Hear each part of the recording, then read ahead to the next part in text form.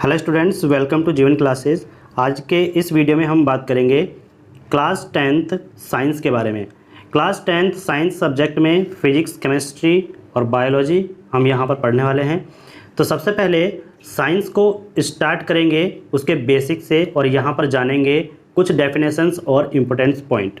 तो सबसे पहले बात करते हैं साइंस। साइंस क्या होती है, साइंस को कैसे डिवाइड किया गया है, जिस तरीके से हम अलग अलग पार्ट्स में इसको पढ़ते हैं। तो यहाँ पर सबसे पहले साइंस की डेफिनेशन के बारे में बात करते हैं। Science is the study of the nature and behaviour of natural things and knowledge that we obtain about them. Science जो है स्टडी है नेचुरल थिंग्स के बिहेवियर एंड उसके नेचर के बारे में। नेचुरल थिंग्स क्या होती हैं? नेचर में जो भी चीज़ें हैं उनका क्या बिहेवियर है, उनका नेचर कैसा है, उनके बारे में जो भी नॉलेज है वो हमको मिलती है साइंस में। तो science is the study of the nature and behaviour of natural things and knowledge that we obtain about them. Science के सेकंड डेफिनेशन के बारे में बात करेंगे। A system of knowledge about the physical, chemical and biological universe and things that occur in it is called science. Science क्या है? कोई भी यूनिवर्स में कोई भी चीज़ है उसके बायोलॉजिकल, केमिकल और फिजिकल प्रॉपर्टीज़ के बारे में जो नॉलेज मिलती है वो हमें कहाँ से मिलती है? साइंस से मिलती है। It is an objective observation. ये एक ऑब्जेक्टिव ऑब्जर्वेशन है जो एक्सप्लेन करता है बेसिक रूल ऑफ नेचर को। नेचर के जो बेसिक रूल्स हैं उनके बारे में जो जानकारी मिलती है उनको जो एक्सप्लेन करता है वो क्या है? साइंस है। अब साइंस के जो ब्रांच है उनके बारे में बात करते हैं। तो नेचुरल साइंस हम देखेंगे। नेचुरल साइंस को 3 कैटेगरी में डिवाइड किया गया है। फर्स्ट है physical science and second earth and space science and third one life science. Physical science में आप पढ़ेंगे physics and chemistry. Earth and space science में आपको पढ़ना होगा जियोलॉजी, मेट्रोलॉजी, एस्ट्रोनॉमी और ओशियानोग्राफी। लाइफ साइंस में आप लोग पढ़ते हैं बायोलॉजी और बायोलॉजी में आपको बॉटनी और जूलॉजी पढ़ना होगा। इसी के साथ इकोलॉजी और जेनेटिक्स भी आप लाइफ साइंस में पढ़ते हैं। तो यहाँ पर हम बात करते हैं फिजिकल साइंस, जिसमें फिजिक्स और केमिस्ट्री हम यहाँ पर पढ़ेंगे। तो सबसे पहले डेफिनेशन को जानेंगे, व्हाट इज़ फिजिक्स। फिजिक्स क्या होता है इसके बारे में आप डीपली यहाँ पर पढ़ने वाले हैं। Physics is the scientific study of physical phenomena. Physical phenomena क्या होता है? जैसे फिजिकल एक्टिविटी। तो फिजिकल एक्टिविटी की जो भी साइंटिफिक स्टडी होती है वो फिजिक्स के अंदर आती है। Like motion of matter. कोई मैटर है उसका मोशन कैसा है, उसमें एनर्जी कौन सी है और उस पर कौन सा फोर्स अप्लाई किया गया है, कौन कौन से फोर्स उस पर लगे हुए हैं, इन सभी की जानकारी हमें मिलती है फिजिक्स में। तो फिजिक्स में कोई भी फिजिकल एक्टिविटी हो, फिजिकल फेनोमेना हो, उसके साइंटिफिक स्टडी के बारे में हमें पता चलता है। क्लियर? बात आई है मैटर की। तो मैटर जो होते हैं जो स्पेस घेरते हैं और जिनके अंदर मास होता है। कुछ भी मास हो और उसमें एक प्रॉपर्टी और होती है जो कि स्पेस घेरती है। मास होता है और स्पेस घेरना उसकी प्रॉपर्टी होती है। दोनों प्रॉपर्टी जिसमें भी होगी वो मैटर कहलाएगा। अब बात करते हैं वर्ड फिजिक्स। फिजिक्स कहाँ से आया? फिजिक्स वर्ड जो आया है दोस्तों वे आया है ग्रीक वर्ड से, और ग्रीक वर्ड वह वर्ड है फ्यूसिस। फ्यूसिस एक ग्रीक वर्ड है जिससे फिजिक्स वर्ड आया और जिसका मीनिंग होता है नेचर। तो फिजिक्स में हम क्या करते हैं? नेचर की स्टडी करते हैं। नेचर के फिजिकल फेनोमेना की स्टडी हम करते हैं। फिजिक्स को पुराने ज़माने में कहते थे नेचुरल फिलॉसफी। तो फिजिक्स का ओल्ड नेम नेचुरल फिलॉसफी, और ये कब कहा जाता था? 18th सेंचुरी में। बात कर देंगे father of physics. Father of physics जो कहा जाता है वो गैलीलियो गैलीली, न्यूटन और आइंस्टीन को माना जाता है। Father of modern science Galileo Galilei को कहेंगे। Father of modern science Galileo Galilei. Clear? Physics की बात करने के बाद अब हम बात करते हैं केमिस्ट्री। केमिस्ट्री की डेफिनेशन देखें तो chemistry is the scientific study of particle and behaviour of matter. Matter के जो भी पार्टिकल्स हैं उनके बिहेवियर के बारे में जो साइंटिफिक स्टडी होती है वो हम केमिस्ट्री में करते हैं। और मैटर की कौन कौन सी प्रॉपर्टी के बारे में बात करते हैं? एक तो फिजिकल प्रॉपर्टी और दूसरी केमिकल प्रॉपर्टी। केमिस्ट्री वर्ड जो है वो ग्रीक वर्ड कीमिया से आया है, और कीमिया का मीनिंग होता है काला रंग, जिसका हम बोल सकते हैं आर्ट ऑफ ट्रांसफॉर्मेशन। क्या बोलेंगे? Art of transformation. तो केमिस्ट्री जो वर्ड है वो ग्रीक वर्ड कीमिया से बन करके आया, और कीमिया वर्ड का जो मीनिंग होता है आर्ट ऑफ ट्रांसफॉर्मेशन होता है। अब बात करते हैं king of chemistry. King of chemistry और फादर ऑफ केमिस्ट्री, तो इसको आप याद रखिएगा, Antoine Laurent D Lavoisier. Antoine Laurent D Lavoisier ये फादर ऑफ केमिस्ट्री हैं। और किंग ऑफ एसिड की बात करें तो सल्फ्यूरिक एसिड, जिसका केमिकल फार्मूला होता है H2SO4। इसी तरीके से अब बात करते हैं बायोलॉजी। बायोलॉजी में क्या होता है, the study of living organism. इसमें हम लिविंग ऑर्गेनिज्म की स्टडी करते हैं, उनके ओरिजिन के बारे में, उनके एनाटॉमी के बारे में, उनके मॉर्फोलॉजी, फिजियोलॉजी और उनके बिहेवियर और डिस्ट्रीब्यूशन के बारे में हम बात करते हैं। तो लिविंग ऑर्गेनिज्म के जहाँ से उनकी उत्पत्ति हुई है, जहाँ से वे आए, उनका ओरिजिन क्या है, उनके शरीर की संरचना क्या है, स्ट्रक्चर क्या है, और उनकी जो शारीरिक क्रियाएँ हैं, बॉडी में जो भी उनके फंक्शंस होते हैं, उनके बारे में जानकारी हम बायोलॉजी से प्राप्त करते हैं। इसी तरीके से जो भी लिविंग ऑर्गेनिज्म हैं उनके बिहेवियर क्या हैं और वे कहाँ पर रहते हैं, ये सभी नॉलेज हमें मिलती है बायोलॉजी से। बायोलॉजी जो वर्ड है वह ग्रीक वर्ड बायोस और लोगोस से मिलकर के बना है। बायोस और लोगोस से मिलकर के बना है बायोलॉजी। और बायोस का मीनिंग होता है लाइफ और लोगोस का मतलब होता है स्टडी। तो लाइफ के बारे में जो स्टडी होती है वो बायोलॉजी के अंदर होती है। The science of life and living organism, the science of life and living organism. और लिविंग ऑर्गेनिज्म में क्या क्या आते हैं, एनिमल्स आते हैं, प्लांट्स आते हैं, बैक्टीरिया आते हैं, फंजाई आते हैं, एटसेट्रा। ये सभी क्या हैं, लिविंग ऑर्गेनिज्म हैं। फादर ऑफ बायो की बात करें तो फादर ऑफ बायो होंगे अरिस्टोटल। याद रखिएगा, father of biology Aristotle. Biology को हमने दो कैटेगरी में डिवाइड किया है, एक तो बॉटनी और जूलॉजी। बॉटनी की बात करें तो बॉटनी में स्टडी ऑफ प्लांट्स, प्लांट्स की स्टडी होती है, और जूलॉजी में स्टडी ऑफ एनिमल किंगडम, जो जीव जगत है जिसमें सारे जीव आते हैं। तो जीव जंतुओं की जो भी स्टडी होती है वो होती है जूलॉजी में, और प्लांट्स की स्टडी होती है बॉटनी में। तो ये बायोलॉजी की ब्रांच हैं। क्लियर। तो यहाँ पर जो बेसिक ऑफ साइंस था हमने यहाँ पर क्लियर किया। अब बात करते हैं class 10th NCERT chapter number 1 chemical reaction and equation. Chemical reaction and equation, इनके बारे में यहाँ पर हम देखेंगे। केमिकल रिएक्शंस क्या होती हैं, केमिकल रिएक्शन कितने टाइप की होती हैं, कैरेक्टरिस्टिक्स क्या होते हैं, इनको बैलेंस कैसे करते हैं, प्रेसिपिटेट क्या होता है, ये सभी हम बात करेंगे केमिकल रिएक्शन एंड इक्वेशन इस चैप्टर में। तो सबसे पहले reaction. A reaction is an action taken in response to something. एक रिएक्शन जो है एक्शन है जिससे हमें क्या मिलता है, कुछ ना कुछ रेस्पॉन्स मिलता है। क्या मिलता है, कुछ ना कुछ रेस्पॉन्स मिलता है जब हम रिएक्शन कराते हैं। There are two type of reaction.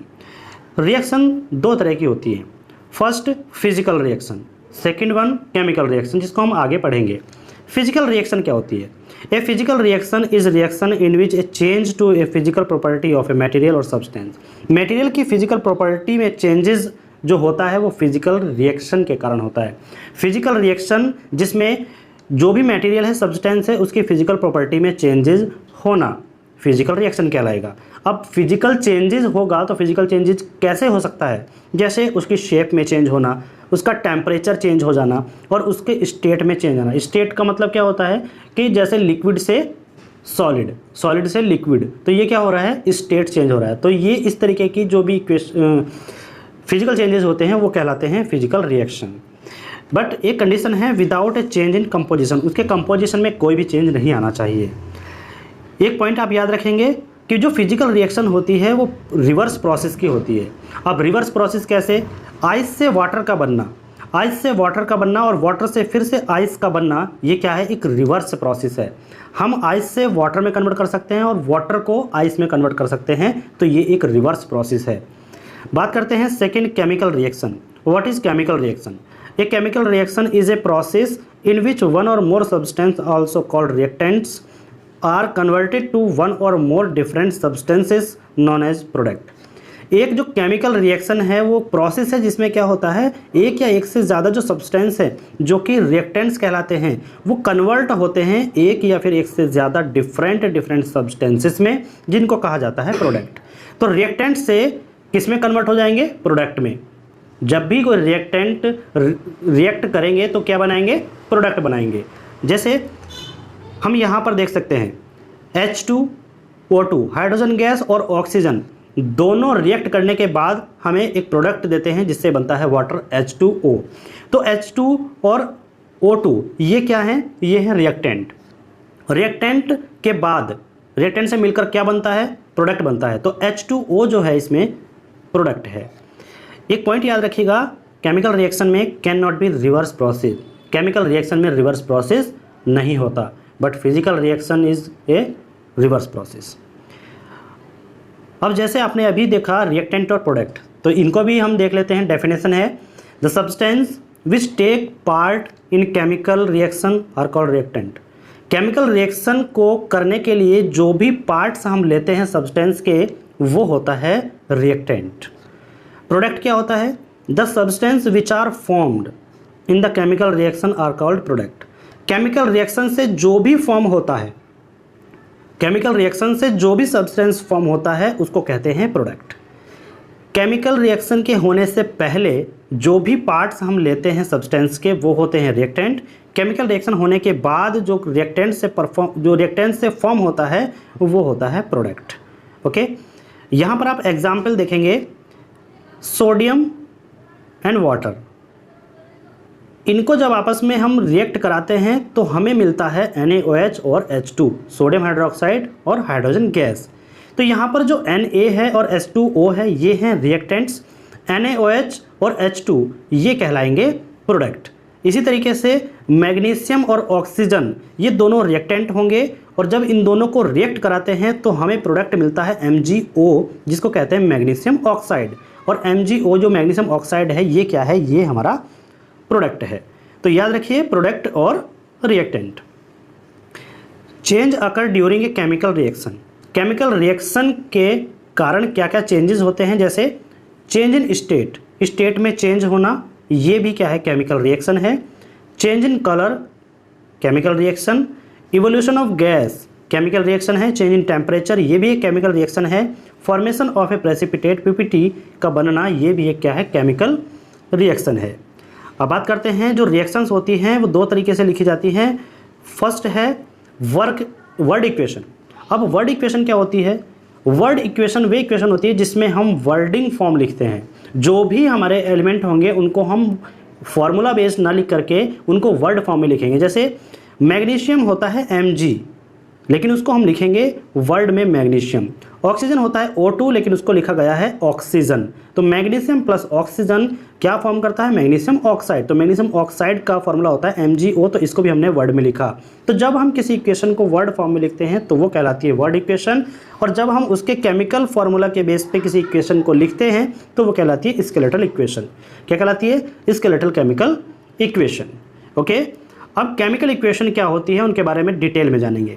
Chemical equation, chemical equation is the symbolic representation of chemical reaction with the help of symbols and formulas। chemical equation जो है वो symbolic representation है किसका? chemical reaction का, जो कि symbols of formula के help से हम represent करते हैं। तो यहाँ पर आप देख सकते हैं कि CH4 जो मीथेन है एंड O2 ऑक्सीजन। तो मीथेन को जब एयर की प्रेजेंस में, ऑक्सीजन की प्रेजेंस में हम बर्न करते हैं तो हमको CO2 और H2O मिलता है, और H2O जो हमें मिलेगा वो वाटर वेपर फॉर्म में मिलता है। क्लियर? तो ये एक केमिकल इक्वेशन है। Okay, how to write chemical equation. Chemical equation को कैसे हम राइट करते हैं, कैसे हम लिखते हैं, आइए देखते हैं। LHS में जो भी इस साइड होते हैं, LHS में वो होते हैं रिएक्टेंट, और जो भी RHS में होते हैं वो होते हैं प्रोडक्ट। तो इस साइड को बोलेंगे LHS और इस साइड को बोलेंगे RHS। तो RHS में क्या होते हैं? प्रोडक्ट होते हैं, और LHS में क्या होते हैं? रिएक्टेंट होते हैं। तो रिएक्टेंट और प्रोडक्ट, रिएक्टेंट और प्रोडक्ट आपको सही से समझ आ गया होगा। अब आगे चलते हैं। MgO2 मैग्नीशियम और ऑक्सीजन, ये दोनों क्या कहलाएंगे? रिएक्टेंट कहलाएंगे, और मैग्नीशियम ऑक्साइड ये आपका प्रोडक्ट कहलाएगा। रिएक्शन होने से पहले जो लिखे जाते हैं वो होते हैं रिएक्टेंट। रिएक्शन होने के बाद जो प्रोडक्ट हमें मिलता है वो कहलाते हैं प्रोडक्ट। जो भी सब्सटेंस हमें मिलते हैं वो प्रोडक्ट कहलाएंगे रिएक्शन के बाद। तो रिएक्शन से पहले जो सब्सटेंस होते हैं वो होते हैं रिएक्टेंट्स, और रिएक्शन के बाद जो फॉर्म होता है वो होता है प्रोडक्ट। ओके, अब बात करते हैं balance chemical equation. Balance chemical equation को जानने से पहले आप उसका बेसिक रूल जान लीजिएगा। केमिकल इक्वेशन को बैलेंस किस बेस पर करते हैं? तो केमिकल इक्वेशन को बैलेंस करते हैं law of conservation of mass पर। Law of conservation of mass होता क्या है? तो mass can be neither be created nor be destroyed during a chemical reaction, chemical reaction के दौरान मास को ना तो हम क्रिएट कर सकते हैं और ना ही उसको डिस्ट्रॉय कर सकते हैं। क्लियर? तो इसका मतलब ये हुआ कि किसी भी केमिकल रिएक्शन में जब हम उसको लिखेंगे तो नंबर ऑफ रिएक्टेंट्स एलिमेंट का जो मास होगा, यानी कि मास ऑफ रिएक्टेंट्स बोल सकते हैं, तो mass of reactants is equal to mass of product. जो भी रिएक्टेंट का टोटल मास है वो इक्वल होगा किसके? टोटल मास ऑफ प्रोडक्ट के। सभी हम इस इक्वेशन को जब लिखेंगे, बैलेंस करेंगे, तो हमें ये रूल फॉलो करना होगा। ओके, तो आइए देखते हैं। It means the number of atoms of each element remains the same. जो भी एटम्स, नंबर ऑफ एटम्स हैं हर एक एलिमेंट के, वो क्या होने? सेम होने हैं। बिफोर एंड आफ्टर, पहले और बाद में केमिकल रिएक्शन के। केमिकल रिएक्शन से पहले जो भी नंबर ऑफ एटम्स हैं उतने ही number of atoms chemical reaction के बाद हमें मिलने हैं, तो तब हमारी इक्वेशन बैलेंस की इक्वेशन कहलाएगी। तो reactant mass is equal to product mass, number of atoms of reactant is equal to number of atoms of product. Okay, how to balance a chemical equation. अब केमिकल इक्वेशन को balance कैसे करते हैं? Let us consider a unbalance equation. हमने एक unbalance equation को consider किया है, Fe + H2O Fe3O4H2। ओके, तो सबसे पहले हिट एंड ट्रायल मेथड से हम इसको बैलेंस करेंगे। हिट एंड ट्रायल मेथड में हमको क्या करना होता है? 3 कॉलम्स लेने होते हैं। फर्स्ट कॉलम में एलिमेंट लिखने होते हैं, सेकंड कॉलम में number of atom reactant and third column में number of atom of product. Clear? ध्यान से देखिएगा हिट एंड ट्रायल मेथड को किस तरीके से हम इक्वेशन को बैलेंस करते हैं। तो यहाँ पे first element Fe iron, second element H2O water, H hydrogen and O oxygen. ये 3 एलिमेंट हमारे पास हैं जिनसे हम इस इक्वेशन को फॉर्म करा रहे हैं। अब यहाँ पर number of atom of reactant, reactant के नंबर ऑफ एटम्स यहाँ पे आपको लिखने होंगे।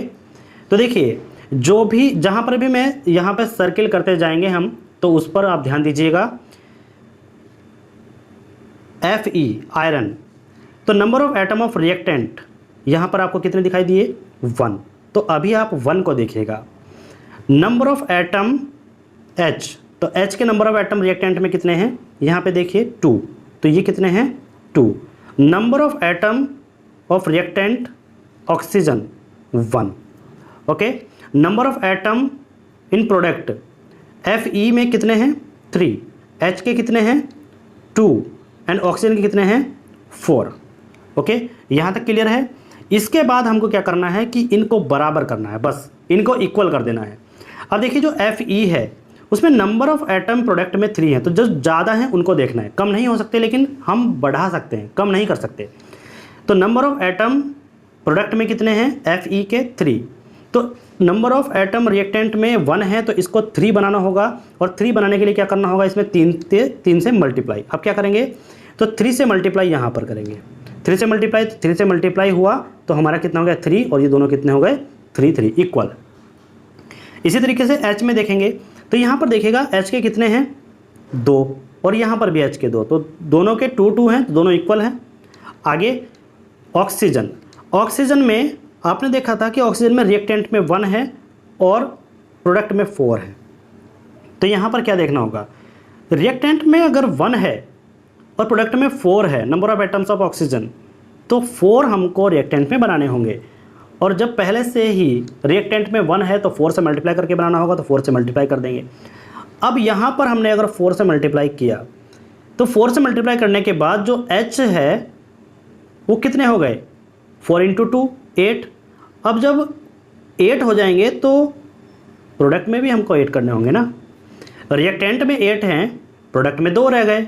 अब यहाँ पर प्रोडक्ट में भी हमको 8 करने होंगे, तो यहाँ पर भी हमको क्या करना होगा? 4 से मल्टीप्लाई। अब देखिएगा, जब हम 4 से मल्टीप्लाई कर देंगे तो ऑक्सीजन रिएक्टेंट में भी 4 है और ऑक्सीजन यहाँ पर भी 4 है। हाइड्रोजन यहाँ पर हमने क्या किया? 4 से मल्टीप्लाई किया तो 8, और यहाँ पर भी हमने क्या किया? 4 से मल्टीप्लाई किया 8, जैसे कि आप यहाँ पर देख सकते हैं। 4 से मल्टीप्लाई किया 8 हुआ, 4 से मल्टीप्लाई किया 8 हुआ। तो हमारे पास इक्वेशन क्या बनेगी? 3Fe 4H2O Fe3O4 और 4H2। क्लियर, ये हमारी बैलेंस इक्वेशन हो जाएगी। नेक्स्ट आता है टाइप ऑफ केमिकल रिएक्शन। अब केमिकल रिएक्शन के टाइप कौन कौन से होते हैं? सबसे पहले फर्स्ट में हम बात करेंगे कॉम्बिनेशन रिएक्शन। तो यहाँ पर आप देख सकते हैं, इसके नेम से ही आपको पता चल जाएगा, कॉम्बिनेशन, कुछ कंबाइन होता हुआ दिखाई दे रहा है। कॉम्बिनेशन यानी कि कंबाइन होना। तो इसका मतलब ये है कि जो भी रिएक्टेंट होंगे वो प्रोडक्ट फॉर्म में जाकर के क्या हो जाएंगे, आपस में कंबाइन हो जाएंगे, एक साथ हो जाएंगे। द रिएक्शन इन विच 2 और more reactants combine to form a single product. एक या फिर एक से ज़्यादा जो भी 2 या 2 से ज़्यादा जो भी रिएक्टेंट होंगे वो प्रोडक्ट में जाकर के क्या हो जाएंगे, कंबाइन हो जाएंगे। जैसे आप देख सकते हैं, इक्वेशन है burning of coal, carbon solid form में है, ऑक्सीजन गैसेस फॉर्म में है। दोनों प्रोडक्ट में जाकर के क्या हो गए, आपस में कंबाइन हो गए और कंबाइन होकर के कार्बन डाइऑक्साइड गैस बनाते हैं। इसी तरीके से फॉर्मेशन ऑफ वाटर, हाइड्रोजन है और ऑक्सीजन है। हाइड्रोजन और ऑक्सीजन दोनों कंबाइन होकर के प्रोडक्ट में क्या बनाते हैं, H2O बनाते हैं। तो इस तरह की इक्वेशन आप क्या बोल सकते हैं, कॉम्बिनेशन इक्वेशन। क्लियर, इस टाइप की इक्वेशन को कॉम्बिनेशन इक्वेशन बोलेंगे। नेक्स्ट आता है डिकम्पोजिशन। देखिए, डिकम्पोजिशन का मतलब होता है टूटना। डिकम्पोज होना मतलब टूटना। तो नेम से आप जानेंगे कि डिकम्पोजिशन मतलब टूटना। तो यहाँ पर बात साफ है कि जो भी रिएक्टेंट होगा वो प्रोडक्ट में जाके टूट जाएगा।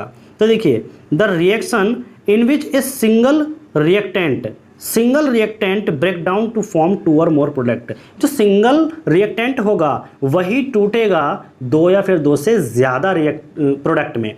तो यहाँ पर देखें, इक्वेशन हमारे पास है फेरस सल्फेट। फेरस सल्फेट का केमिकल फॉर्मूला होता है FeSO4।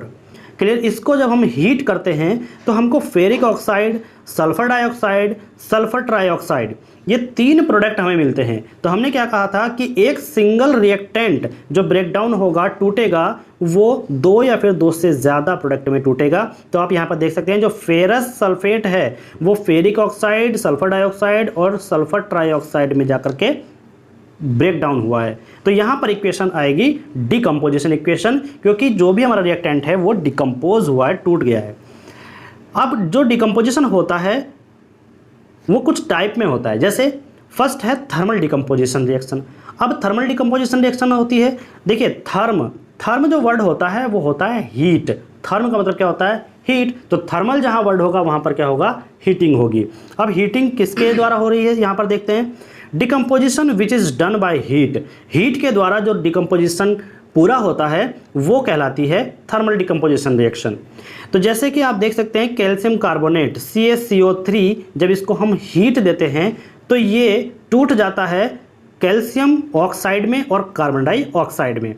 तो यहाँ पर आप देख सकते हैं कि थर्मल डिकम्पोजिशन हुआ है। हीट के द्वारा जब हम रिएक्टेंट को गर्म करते हैं तो यहाँ पर वो ब्रेकडाउन हो जाता है कैल्शियम ऑक्साइड में और कार्बन डाइऑक्साइड में। ओके, अब यहाँ पर देख लेते हैं, जो कैल्शियम कार्बोनेट है उसका दूसरा नाम होता है लाइमस्टोन, और इसी तरीके से कैल्शियम ऑक्साइड इसका दूसरा नाम होता है क्विक लाइम। इन दोनों को आप याद रखिएगा। नेक्स्ट टाइप आ जाता है डिकम्पोजिशन रिएक्शन का, इलेक्ट्रोलाइटिक डिकम्पोजिशन रिएक्शन। अब देखिए, इलेक्ट्रोलाइटिक क्या होता है, यहाँ पर वर्ड है इलेक्ट्रो यानी कि इलेक्ट्रिसिटी। यहाँ पर देखिए इलेक्ट्रो, तो इलेक्ट्रो यानी इलेक्ट्रिसिटी। तो ये जो इक्वेशन डन होगी ये इलेक्ट्रिसिटी के कारण होगी। तो इलेक्ट्रिसिटी से रिएक्टेंट को डिकम्पोज किया जाएगा। जैसे decomposition which is done bye electricity, electricity के द्वारा इसको पूरा किया जाएगा। अब जैसे H2O, वाटर में हाई इलेक्ट्रिक करंट सप्लाई किया जाए तो वो टूट जाता है हाइड्रोजन और ऑक्सीजन में। तो हाइड्रोजन और ऑक्सीजन में टूटना मतलब क्या है, डिकम्पोज होना। तो जो भी रिएक्टेंट है वो डिकम्पोज हुआ है तो इसको बोलेंगे इलेक्ट्रोलाइटिक डिकम्पोजिशन, क्योंकि ये इलेक्ट्रिसिटी की हेल्प से डिकम्पोज हुआ। नेक्स्ट है फोटोलाइटिक डिकम्पोजिशन।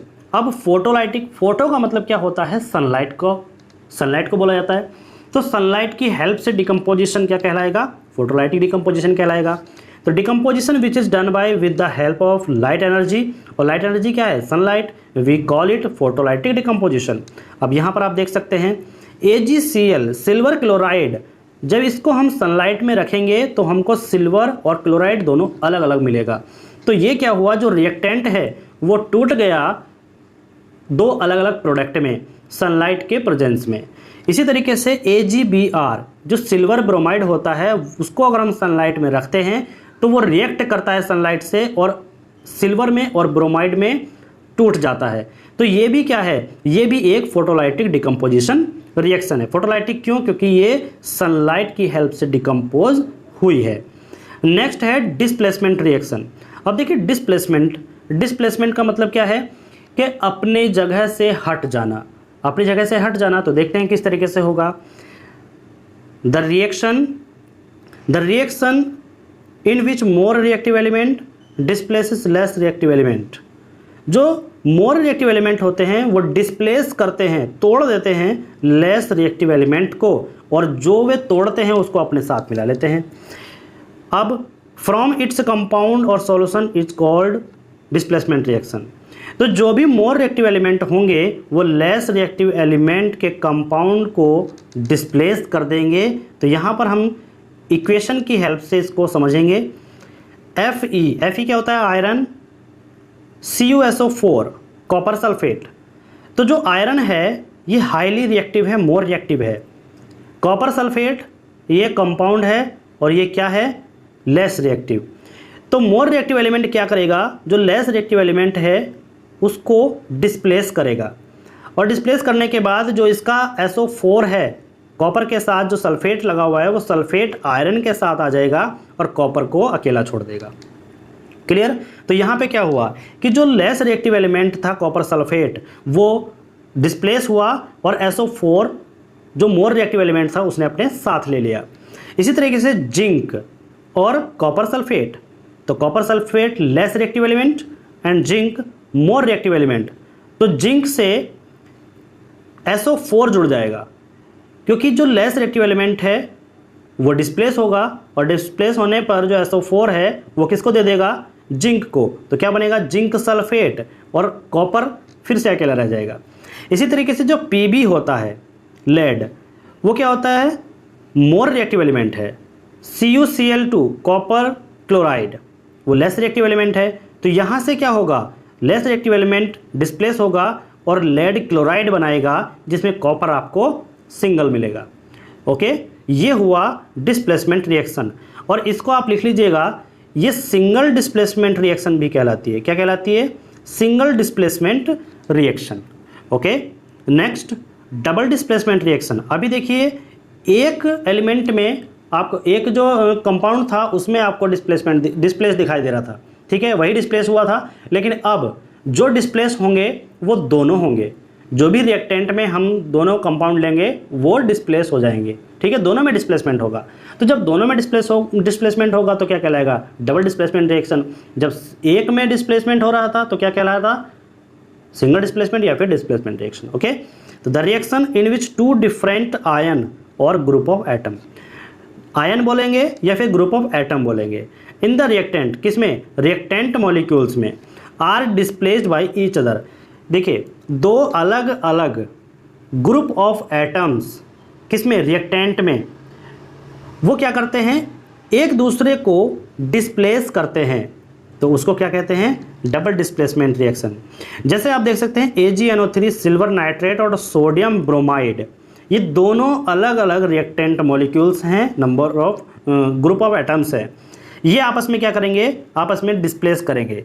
जैसे AgNO3 से NO3 गायब हो जाएगा और NaBr से Br अलग हो जाएगा, Na अलग हो जाएगा, और ये आपस में क्या हो जाएंगे? कंबाइन हो जाएंगे। जैसे Ag के साथ यहाँ पर Br ऐड हुआ है Na से अलग होकर के, और Na के साथ Ag से NO3 अलग होकर के यहाँ पर ऐड हुआ है। तो देखिएगा, आप ध्यान से देखें तो इसमें AgNO3 ब्रेक हुआ और NaBr भी ब्रेक हुआ और आपस में एक दूसरे से कंबाइन हो गए, तो ये कहलाता है डबल डिस्प्लेसमेंट। तो इन दोनों ही रिएक्टेंट मॉलिक्यूल्स में डिस्प्लेसमेंट हुआ है, तो ये डबल डिस्प्लेसमेंट रिएक्शन कहलाएगी। इसी तरीके से सोडियम सल्फेट और बेरियम क्लोराइड, ये दोनों जो हैं रिएक्टेंट मॉलिक्यूल्स हैं, दोनों डिस्प्लेस होकर के बेरियम सल्फेट और सोडियम क्लोराइड बनाते हैं। आप देख सकते हैं Na2 से SO4 टूट करके Ba के साथ ऐड हुआ है, बेरियम के साथ ऐड हुआ है।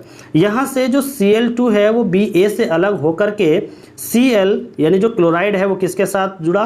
वो Na के साथ जुड़ा है। तो यहाँ पर देख सकते हैं कि दोनों में डिस्प्लेसमेंट हुआ है, तो ये कहलाएगी double displacement reaction. Okay, next हम बात करते हैं ऑक्सीडेशन एंड रिडक्शन रिएक्शन में। सबसे पहले ऑक्सीडेशन की बात करेंगे।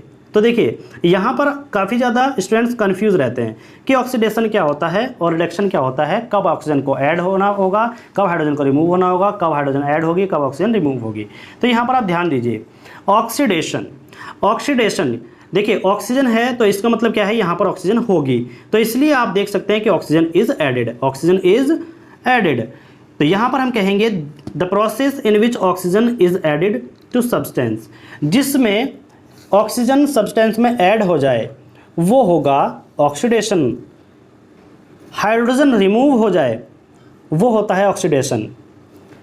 जिसमें सब्सटेंस के इलेक्ट्रॉन लॉस हो जाए वो होता है ऑक्सीडेशन। तो ऑक्सीडेशन 3 कंडीशन में हम कह सकते हैं, जैसे या तो सब्सटेंस में ऑक्सीजन ऐड होता हुआ दिखाई देगा, या फिर हाइड्रोजन रिमूव होता हुआ दिखाई देगा, या फिर जो भी सब्सटेंस है वो अपने इलेक्ट्रॉन को लॉस करता हुआ दिखाई देगा, तो हम कह सकते हैं this is reaction is oxidation reaction. Example देखें, यहाँ पर आप देख सकते हैं कि जो कॉपर है वो ऑक्सीजन के साथ जब रिएक्ट करता है तो CuO बनाता है, कॉपर ऑक्साइड। और ये जो CuO कॉपर ऑक्साइड है ये कैसे बना, इसने क्या किया, ऑक्सीजन को अपने साथ ऐड कर लिया। तो देखिए जो प्रोडक्ट बना उसमें ऑक्सीजन ऐड होता हुआ दिखाई दिया, तो यहाँ पर ये रिएक्शन ऑक्सीडेशन रिएक्शन कहलाएगी। ऑक्सीजन को इसने अपने साथ ऐड किया है। क्लियर। हाइड्रोजन सल्फाइड है और ऑक्सीजन है, इन दोनों को जब हम रिएक्ट कराते हैं तो यहाँ पर H2O और सल्फर अलग हो जाता है। तो यहाँ देख सकते हैं कि जो H2S है उसमें से S गायब हुआ है और यहाँ पर ऑक्सीजन ऐड हुआ है, तो यहाँ पर ऑक्सीजन ऐड होता हुआ दिखाई दिया जाएगा। और देख सकते हैं कि जो भी H2S है, यानी कि S जो है सल्फर है, सल्फर से हाइड्रोजन भी रिमूव हुआ है। तो यहाँ से हम देख सकते हैं कि हाइड्रोजन रिमूव हुआ और ऑक्सीजन भी ऐड हुआ है, दोनों प्रॉपर्टी को फॉलो किया। तो दोनों में से कोई भी प्रॉपर्टी अगर आपको मिलेगी तो वो कहलाएगी ऑक्सीडेशन। ओके, अब देखिए यहाँ पर जिंक है। जिंक को जब गर्म किया जाता है, हीट किया जाता है, तो जिंक क्या करता है, अपने 2 इलेक्ट्रॉन को लॉस कर देता है। क्या कर देता है, 2 इलेक्ट्रॉन को लॉस कर देता है। और जिंक पर जिस एलिमेंट पर आपको 2+, 3+, 1+ दिखाई दे, तो इसका मतलब यही है कि वो जितने, जैसे 1+ है तो उसने अपना 1 इलेक्ट्रॉन लॉस किया है, 1 इलेक्ट्रॉन की वहाँ पर कमी है। 2+ है तो यहाँ पर आप देख सकते हैं कि इसने अपने 2 इलेक्ट्रॉन को रिमूव कर दिया, 2 इलेक्ट्रॉन को लॉस कर दिया है। क्लियर। तो यहाँ पर ऑक्सीडेशन कब होगा, या तो ऑक्सीजन ऐड होगी, या हाइड्रोजन रिमूव होगी, या आपका जो सब्सटेंस है वो इलेक्ट्रॉन लॉस करेगा, तो तब हम बोलेंगे this is reaction done by oxidation. Reduction equation क्या होती है, रिडक्शन रिएक्शन में हम देख सकते हैं कि जो ऑक्सीडेशन में हमने देखा उसका बिल्कुल रिवर्स कर देते हैं। ऑक्सीडेशन में क्या था, ऑक्सीजन को ऐड किया जा रहा था, लेकिन यहाँ पर हम देखेंगे कि ऑक्सीजन क्या होगी, रिमूव होगी। हाइड्रोजन को रिमूव किया गया था ऑक्सीडेशन में, लेकिन रिडक्शन में क्या देखेंगे कि हाइड्रोजन ऐड होगी। ऑक्सीडेशन में जो सब्सटेंस था उसने अपने इलेक्ट्रॉन लॉस किए थे, लेकिन जो भी रिडक्शन में होगा वो उसका रिवर्स हो जाएगा कि रिडक्शन में जो सब्सटेंस होगा वो इलेक्ट्रॉन गेन करता है। टोटल जो होगा वो ऑक्सीडेशन का रिवर्स होगा। तो देखिएगा यहाँ पे पोटेशियम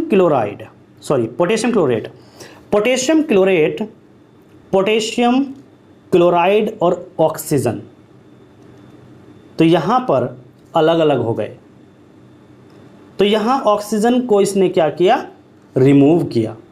तो जब ऑक्सीजन रिमूव होगी तो यहाँ से आप देख सकते हैं रिडक्शन इक्वेशन फॉर्म हो रही है। ओके, सेकंड में सोडियम और हाइड्रोजन, इनसे मिलकर के प्रोडक्ट बनता है NaH। तो देखिएगा Na के साथ जो हाइड्रोजन है वो ऐड हुआ है, और जहाँ पर हाइड्रोजन ऐड होती हुई दिखेगी वो रिएक्शन होगी रिडक्शन रिएक्शन। ओके, थर्ड में Zn2+ जो होगा उसका मतलब हमने बताया था कि जिस भी एलिमेंट पे 2+, 3+ हो तो उतने ही एलिमेंट की उतने ही इलेक्ट्रॉन की वहाँ पर क्या है, कमी है। तो यहाँ पर क्या किया हमने, 2 इलेक्ट्रॉन उसके साथ ऐड किए। जब 2 इलेक्ट्रॉन ऐड किए तो जो Zn है वो कंप्लीट हो जाएगा और Zn एक एलिमेंट बन जाएगा। तो यहाँ पर क्या किए, Zn ने 2 जो इलेक्ट्रॉन है वो गेन किए हैं। Okay, next oxidation, oxidised, reduction, reduce. Oxidised का मतलब क्या होता है, ऑक्सीजन का ऐड होना, और रिडक्शन का मतलब होता है ऑक्सीजन का रिड्यूस होना। क्लियर, इनको याद रखिए। अब बात करते हैं very very important, redox reaction. Redox reaction क्या होती है, ऑक्सीडेशन रिडक्शन रिएक्शन, जिसमें ऑक्सीडेशन भी होता है और रिडक्शन भी होता है, ऐसी रिएक्शन कहलाएगी redox reaction. The reaction in which oxidation and reduction take place simultaneously are called redox reaction. ऐसी रिएक्शन जिसमें ऑक्सीडेशन और रिडक्शन दोनों होते हैं उसको कहते हैं रेडॉक्स रिएक्शन। जैसे यहाँ पर देखें तो कॉपर ऑक्साइड और हाइड्रोजन, कॉपर ऑक्साइड और हाइड्रोजन, इनको हम रिएक्ट कराने पर हमें मिलता है कॉपर और वाटर। तो यहाँ से देखें CuO जो कॉपर ऑक्साइड है उससे यहाँ पर ऑक्सीजन रिमूव हुआ है, तो जहाँ पर ऑक्सीजन रिमूव होगा वो रिएक्शन कहलाएगी रिडक्शन रिएक्शन। H2 में ऑक्सीजन ऐड हुआ है, तो H2 में ऑक्सीजन ऐड हुआ है तो ये ऑक्सीजन एडिशन क्या कहलाएगा, ऑक्सीडेशन। तो यहाँ पर रिडक्शन भी है और ऑक्सीडेशन भी है, और जहाँ पर ये दोनों हों उस इक्वेशन को कहेंगे रेडॉक्स रिएक्शन। ओके, यहाँ पर आप देखें मैंगनीज ऑक्साइड, मैंगनीज ऑक्साइड और हाइड्रोक्लोरिक एसिड, इन दोनों में रिएक्ट कराते हैं तो हमें मिलता है मैंगनीज क्लोराइड, वाटर, क्लोरीन। तो यहाँ पर देखते हैं जो Mn है, MnO2 मैंगनीज ऑक्साइड, इससे क्या हुआ, ऑक्सीजन रिमूव हुआ है। क्लियर। अब यहाँ पे देखें HCl, HCl से क्या हुआ, HCl में यहाँ पे देखें यहाँ तो H के साथ ऑक्सीजन ऐड हुआ है, तो यहाँ पर क्या हुआ, यहाँ से निकल करके इसमें ऐड हुआ है, तो ऑक्सीजन ऐड हुआ, ऑक्सीडेशन, ऑक्सीजन रिमूव हुआ, तो यहाँ पर क्या कहलाएगा, ऑक्सीजन रिमूव होगा तो रिडक्शन। तो दोनों ही रिएक्शन हम यहाँ पर देख रहे हैं, तो दोनों रिएक्शन जहाँ पर होंगी वहाँ पर रेडॉक्स रिएक्शन हो जाएगी। अब बात करते हैं एक्सोथर्मिक रिएक्शन। एक्सोथर्मिक रिएक्शन क्या होती है, the reaction which are accomplished by evolution, यह हम बोल सकते हैं evolve of heat are called exothermic reaction. ऐसी रिएक्शन जिसमें क्या होती है, हीट इवॉल्व होती है, एक्सोथर्मिक रिएक्शन कहलाती है। अब देखिए बर्निंग ऑफ नेचुरल गैस, जब मीथेन को एयर के प्रेजेंस में हम जलाते हैं तो हमको कार्बन डाइऑक्साइड और वाटर वेपर फॉर्म में मिलता है, और साथ ही वहाँ से हीट रिलीज़ होती है। तो जहाँ पर हीट इवॉल्व होती हो, हीट रिलीज़ होती हो, हीट निकलती हो, तो उस इक्वेशन को कहेंगे एक्सोथर्मिक। अब एक्सोथर्मिक नाम से देखिएगा, एग्जॉस्ट का मतलब होता है निकलना, और थर्म का मतलब होता है हीट, तो हीट का निकलना that is called exothermic reaction. Endothermic क्या होती है, तो ये इसका रिवर्स हो जाएगी, इसमें हीट को एब्जॉर्ब किया जाएगा। जैसे the reaction which occur by the absorption of heat energy, heat energy को ये एब्जॉर्ब करेगा। जैसे मर्क्यूरिक ऑक्साइड को जब हीट देते हैं तब ये मरकरी और ऑक्सीजन में टूट जाता है। तो इस इक्वेशन में आप देख सकते हैं इस रिएक्शन में हीट को एब्जॉर्ब किया गया है, तो यहाँ पर एंडोथर्मिक रिएक्शन होगी। ओके, फोटोसिंथेसिस भी एक एंडोथर्मिक रिएक्शन है, this is very very important. Photosynthesis is a endothermic reaction, this is very very important for board point of view. Next में effect of oxidation in our daily life. Oxidation का आपके daily life में क्या effect होता है, देखिए एक होता है कोरोजन, जंग लगना।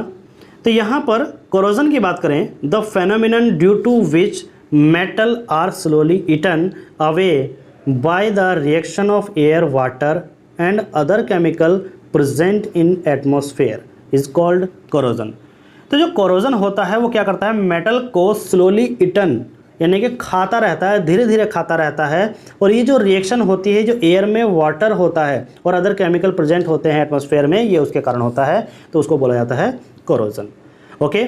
इफेक्ट ऑफ करोजन, करोजन का इफेक्ट क्या क्या होता है, ये कार बॉडीज़ को, जो मेटल कार बॉडीज़ होती हैं उनको ख़राब कर देता है, ब्रिज को, ये आयरन रेलिंग को, शिप को, और अदर आयरन मटेरियल, जो अदर आयरन मटेरियल होते हैं उनको भी कर देता है, डैमेज कर देता है। तो इफेक्ट ऑफ करोजन क्या हुआ कि जो भी कार बॉडीज़ हैं जो आयरन की बनी हुई हैं, ब्रिज हैं, आयरन रेलिंग है, शिप हैं, और जो भी आयरन मटेरियल हैं उनको ये डैमेज कर देता है। ओके। नेक्स्ट आता है method of prevent from corrosion. Corrosion से प्रिवेंट का मतलब होता है सुरक्षा। पेंटिंग करके हम करोजन से बच सकते हैं, रेगुलर क्लीनिंग करते रहेंगे तो करोजन से बचा जा सकता है। अब यहाँ पर देखिए मोस्ट इंपॉर्टेंट पॉइंट है एल्यूमिनियम। तो it's not harmful of aluminium rather beneficial. Aluminium के लिए जो करोजन होता है वो बेनिफिशियल होता है, इसको याद रखिएगा। ओके। नेक्स्ट आता है रेंसिडिटी। रेंसिडिटी क्या होता है दोस्तों, it is the process of slow oxidation for oil and fat present in the food material. तो इसमें ये प्रोसेस होता है, एक कैसा प्रोसेस है जिसमें कि जो फूड मटेरियल है उससे ऑयल और जो फैट है, जो भी उसमें ऑयल और फैट प्रेजेंट है वो स्लोली क्या हो जाता है, ऑक्सीडेशन होता है, उसको ऑक्सीडाइज्ड कर लिया जाता है। तो वो क्या कहलाता है, रेंसिडिटी। एक बार फिर से समझिए, जो रेंसिडिटी होती है वो एक प्रोसेस है जिसमें स्लो ऑक्सीडेशन होता है, और किसका, ऑयल और फैट का। जो भी फूड मटेरियल में ऑयल और फैट प्रेजेंट होते हैं तो उनका ऑक्सीडेशन हो जाता है, तो ये प्रोसेस रेंसिडिटी कहलाएगा। और उन्हीं के कारण क्या होता है, फूड जो मटेरियल है, फूड मटेरियल वो ख़राब हो जाते हैं। तो प्रिवेंशन क्या है, कैसे इनको सुरक्षित रखें, keeping food material in air tight container. Air tight container में फूड को रखना चाहिए। Refrigeration of cooked food at low temperature. Refrigeration में जो पका हुआ खाना है वो लो टेम्परेचर पर रखना चाहिए। Avoid keeping the cook food and food materials is direct sunlight. Direct sunlight में पका हुआ खाना या खाने का कोई भी मटेरियल रखने से बचना चाहिए, उसको अवॉइड करना चाहिए। बाई एडिंग एंटीऑक्सीडेंट, और उसमें अगर हम एंटीऑक्सीडेंट मिला दें तो तब भी हम क्या कर सकते हैं, अपने फूड मटेरियल को बचा सकते हैं। ओके। तो यहाँ पर आप देख सकते हैं आपका चैप्टर यहाँ पर कंप्लीट हो जाता है और आपका एक टॉपिक बचता है जो कि है प्रेसिपिटेशन। ओके। तो नेक्स्ट वीडियो में हम प्रेसिपिटेशन को कंप्लीट करेंगे। तो यहाँ पर आपको एनसीईआरटी बेस्ड जो सीबीएसई बोर्ड के द्वारा आपका सिलेबस है वो आपको यहाँ पर टॉपिक वाइज कंप्लीट कराया गया है। तो यहाँ पर आपका फर्स्ट चैप्टर थ्योरी कंप्लीट हो जाती है। आप यहाँ पर एक ही वीडियो में फुल चैप्टर को रीड